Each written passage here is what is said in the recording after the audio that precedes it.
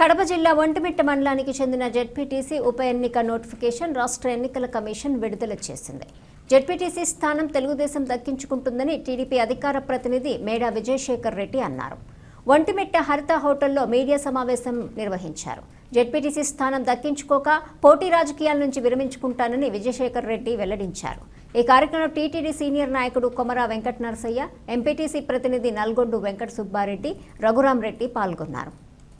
Chairman రాజీనామాతో ఖాళీ అయిన Vontimitta జెడ్పీటీసీకి election కోసం ఎలక్షన్ నోటిఫికేషన్ వెలువడమాట అందరికీ తెలుసు.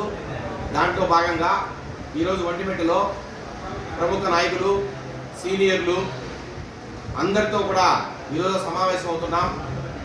ఒంటిమిట్టను ఎలాగైనా తెలుగుదేశం పార్టీ కైవసం చేసుకోవాలనే లక్ష్యంతో ముందుకు పోతున్నాం.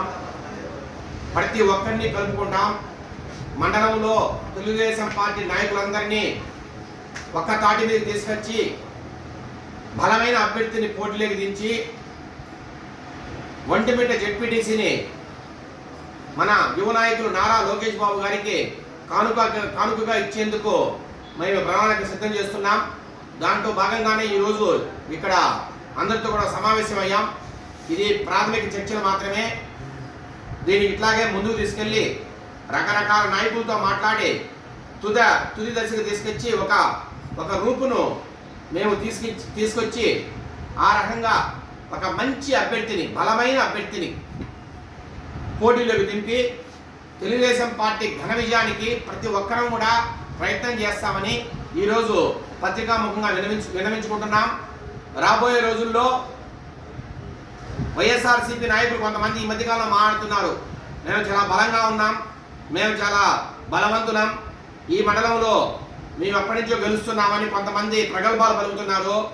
అలాంటి వ్యక్తులకు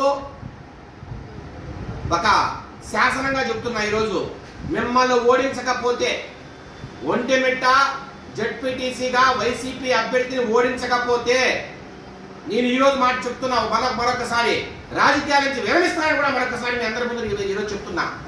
ఖచ్చితంగా ఓడించి తీరుతాం, ప్రాణమైన వదులుతాం. కానీ జెడ్పీటీసీని టీడీపీ కైవసం చేసుకొని కండా ఎవడు ముందుకు రాలేడు, ఏ వైసీపీ నాయకుడు మా ముందు నిలవలేడు. మాకు నారా చంద్రబాబు నాయుడు గారు అన్నుంది, నారా లోకేష్ గారు అన్నుంది, మాకు జిల్లా నాయకత్వం అంతా మా వెనకలు ఉన్నారు. ఎట్టి పరిస్థితుల్లో ఎవడు నిలబడినా వైసీపీ తరఫున తుది వరకు పోరాడి మట్టి కనిపించి టీడీపీ జెండా ఎగురవేసే విధంగా మేమందరం కూడా ప్రయత్నం చేస్తాం. నేను పర్సనల్గా సవాలు చెప్తున్నా, ఈరోజు జెడ్పీటీసీగా తెలుగుదేశం అభ్యర్థి గెలవకపోతే నేను రాజకీయంగా నిష్క్రమిస్తానని కూడా తెలియజేస్తున్నా.